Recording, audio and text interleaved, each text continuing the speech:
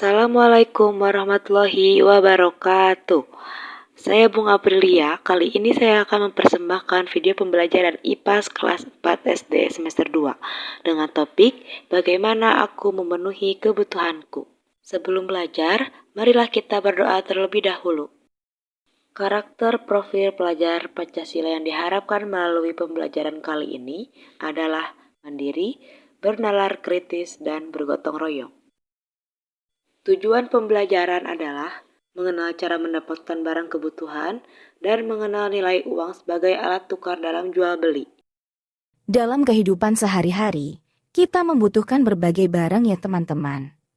Dari mana kita bisa mendapatkan kebutuhan tersebut? Simaklah video berikut ini. Hai Riri, tunggu aku. Kamu mau kemana? Aku mau membeli gula dan ikan untuk ibuku. Aku juga mau membeli kebutuhan rumah. Ayo, kita belanja bersama.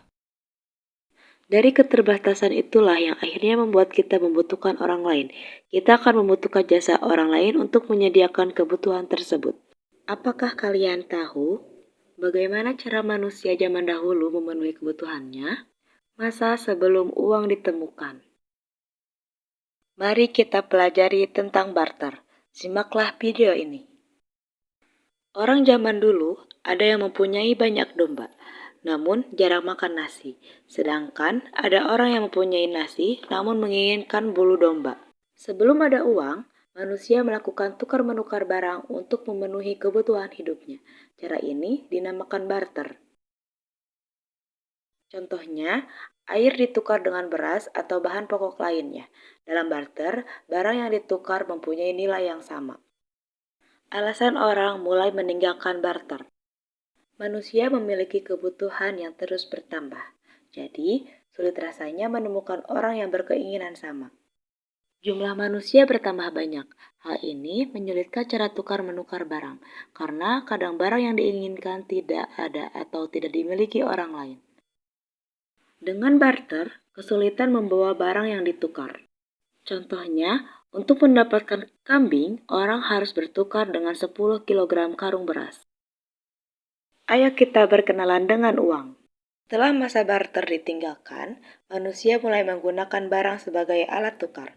Namun, tidak semua barang bisa dianggap sebagai uang. Syaratnya adalah berharga dan setara dengan barang yang ditukar. Berikut contoh uang barang. Ada beras, perhiasan, dan juga ikan atau hasil laut. Keterbatasan jumlah dan kelangkaan, uang barang mulai ditinggalkan. Perdagangan atau tukar-menukar mulai berkembang. Ada sebuah masa ketika logam mulia seperti emas, perak, dan tembaga menjadi pengganti uang barang sebagai nilai tukar. Jenis uang berdasarkan fungsinya. Fungsi asli sebagai nilai tukar dan sebagai alat ukur atau satuan hitung. Fungsi turunan. Uang sebagai alat pembayaran, uang sebagai petunjuk harga, uang sebagai alat pembayaran hutang, uang sebagai alat penimbun kekayaan, misalnya menabung. Jenis uang berdasarkan bahan pembuatannya. Uang logam. Uang logam terbuat dari logam, emas, atau perak dan nominalnya kecil. Contohnya 100 rupiah, 200 rupiah, 500 rupiah, dan 1000 rupiah. Uang kertas. Uang kertas dibuat agar tidak mudah robek, luntur, dan tahan terhadap air. Nominalnya besar. Contohnya 10.000 rupiah, 20.000 rupiah, 50.000 rupiah, dan 100.000 rupiah. Jadi, kesimpulannya adalah kebutuhan manusia terdiri dari kebutuhan pokok, kebutuhan sekunder, dan kebutuhan tersier. Untuk memenuhi kebutuhan tersebut, setiap orang melakukan kegiatan ekonomi seperti bekerja, berjualan, dan menabung. Kita juga harus membedakan antara kebutuhan dan keinginan agar tidak boros.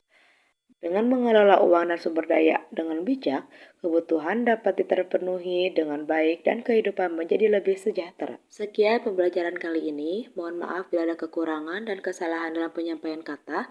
Wabillahi taufiq wal hidayah. Wassalamualaikum warahmatullahi wabarakatuh.